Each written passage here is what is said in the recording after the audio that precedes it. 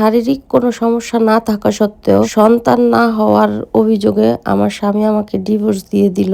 এই গল্পের যারা প্রথম পার্টটি শুনেননি তারা আমার পেজে ঢুকে শুনে নিতে পারেন এবং আমাকে ডিভোর্স দিয়েও দিল। ততদিনে আল্লাহর রহমতে আমি অনার্স ফাইনাল পরীক্ষাটাও দিয়ে ফেলেছিলাম এবং খুব ভালোভাবে পাশও করেছি। আমার বিয়ে পরবর্তী জীবনের এত অশান্তি কষ্টের কথা আমি কখনোই রনির সাথে শেয়ার করিনি। রনি জানতো আমি খুব সুখে আছি, ভালো আছি। এরপর আবারও রনি আর আমি একসাথে মাস্টার্সের জন্য প্রস্তুতি নিলাম এবং দুইজনেই মাস্টার্সে ভর্তি হয়ে গেলাম। তখন রনি জানতে পারলো আমার হাজবেন্ড আমাকে ডিভোর্স দিয়েছে এবং আমি আমার বাবার বাড়িতে আছি। তখন ও আমার উপর ভীষণ অভিমান করলো, কেন আমি আমার এত কষ্টের কথা ওর সাথে কখনো শেয়ার করিনি এই বলে। তো যাই হোক, এভাবেই আমাদের দিনগুলো যাচ্ছিল।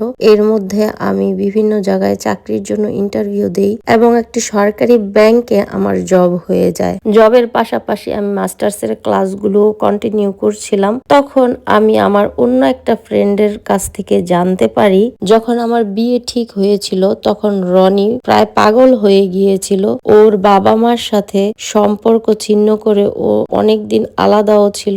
ওর বাবা মাকে অনেক কনভিন্স করানোর চেষ্টা করেছিল যেন আমার বিয়েটা ওখানে ভেঙে ওর সাথে দেওয়া হয়, কিন্তু আমি খুব গরিব ঘরের মেয়ে বিধায় ওর বাবা মা রাজি ছিল না। তাই ও ওর বাবা মার সাথে ওর সম্পর্ক নষ্ট করে ফেলে। মোট কথা, আমার বিয়েটা ভাঙার জন্য ওর সাধ্যে যতটুকু ছিল চেষ্টা করেছে কিন্তু পারেনি। তাই বলে ও সবার সাথে সম্পর্ক নষ্ট করে ফেলেছিল, কিন্তু এটা আমাকে ঘুণাক্ষরেও বুঝতে দেয় নাই। এই কয় বছরে ওর বাবা মা ওকে অনেক চেষ্টা করেছে বিয়ে করানোর জন্য, কিন্তু ও বিয়ে তো দূরের কথা, ওর বাবা মার সাথে ঠিক মতো কথাও বলতো না। এত বছর পর ও যখন জানতে পারলো আমার ডিভোর্স হয়ে গেছে, এখন ও ওর বাবা মাকে খুব ইনসিস্ট করছিল আমাকে বিয়ে করার জন্য। আর ওর এইসব পাগলামি সহ্য করতে না পেরে ওর বাবা মা এক পর্যায়ে রাজি হলো এবং আমাদের বাসায় বিয়ের প্রস্তাব পাঠালো। যেদিন ওর বাবা মা বিয়ের প্রস্তাব নিয়ে আমাদের বাড়িতে আসলো, তখন আমি এই সব ঘটনা জানতে পারলাম আর বুঝলাম ও আমাকে ভীষণ ভালোবাসতো।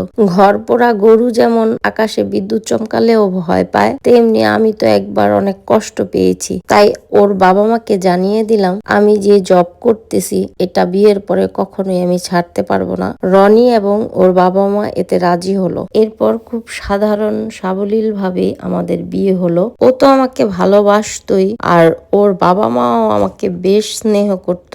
যেহেতু তাদের কোনো মেয়ে নেই তাই আমাকে মেয়ের মতো ভালোবাসতো। শ্বশুর শাশুড়ি স্বামী আর জব নিয়েছিল আমার সংসার, আলহামদুলিল্লাহ। বিয়ের কিছুদিন পরে আমি কনসিভ করি আর আমার এই প্রেগনেন্সিতে আমার স্বামী যেমন অনেক খুশি হয়েছিল তেমন খুশি হয়েছিল আমার শ্বশুর শাশুড়ি। আমার অত্যাধিক যত্ন করলো তারা। আমার প্রেগনেন্সির সময় ডক্টরের চেম্বারে দেখা হয়েছিল আমার প্রাক্তন স্বামীর সাথে। সাথে ছিল তার নতুন বউ। ডক্টরকে জিজ্ঞেস করেছিলাম ওই ছেলেটার মেয়েটা কেন এসেছে। ডক্টর জানালো তারা বাচ্চা নিতে চায়, তাদের বাচ্চা হচ্ছে না, তাই পরীক্ষা নিরীক্ষা করতে এসেছে, কোনো প্রবলেম আছে কিনা। আমি কৌশলে জিজ্ঞেস করলাম তাদের কি কোনো প্রবলেম আছে।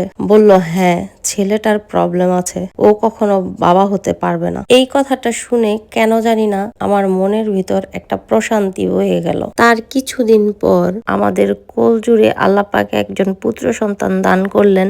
এত বছর পর আলহামদুলিল্লাহ আমি সুখের মুখ দেখলাম। এইদিকে হঠাৎ করেই জানতে পারলাম আমার প্রাক্তন স্বামীর নতুন বউ তাকে ছেড়ে চলে গেছে, কারণ তার বাবা হওয়ার কোনো ক্ষমতা নেই। তার কিছুদিন পর একটা বিয়ের অনুষ্ঠানে আমার প্রাক্তন শাশুড়ি আর স্বামীর সাথে দেখা হলো। আমার সাথে ছিল আমার স্বামী এবং সন্তান। আমার প্রাক্তন শাশুড়ি এসে আমার সাথে কথা বলল, আমার কাছে মাফ চাইলো আর আমার ছেলেকে বেশ আদর করলো। তারা আমার উপর যে নির্মম অত্যাচার করেছিল সেই জন্য আমার প্রাক্তন শাশুড়ি বেশ অনুতপ্ত ছিল আর আমার প্রাক্তন স্বামীর চেহারাটা ছিল দেখার মতো অবস্থা। বাড়ি ফেরার সময় একটা কথাই চিন্তা করলাম, মহান রব্বুল আলামিন মানুষকে ছাড় দেন কিন্তু ছেড়ে দেন না। তারা আমার উপর যে জুলুম অত্যাচার করেছে এটা তাদের পাপের শাস্তি। আর রনি আমাকে ভালোবেসে যে সাধনা করেছে, আমার জীবনে যে রনি এসেছে এটা হলো রনির সাধনার ফল। সবাই আমাদের জন্য দোয়া করবেন। এটি ছিল একটি আপুর জীবনের গল্প। আপুর জীবনের গল্পটি আপু আমাকে পাঠিয়ে গিয়েছিলেন, যা আমি আপনাদের শোনালাম। আপনারাও যদি কেউ আপনার জীবনের গল্প বলতে চান বা চান আপনার জীবনের গল্পটি আমি পড়ে শোনাই, তাহলে আমাকে ফেসবুক পেজের মেসেঞ্জারে গল্প লিখে পাঠাতে পারেন। তো আজকের গল্পটি এ পর্যন্তই। সকলে অনেক অনেক ভালো থাকবেন। আল্লাহ হাফেজ।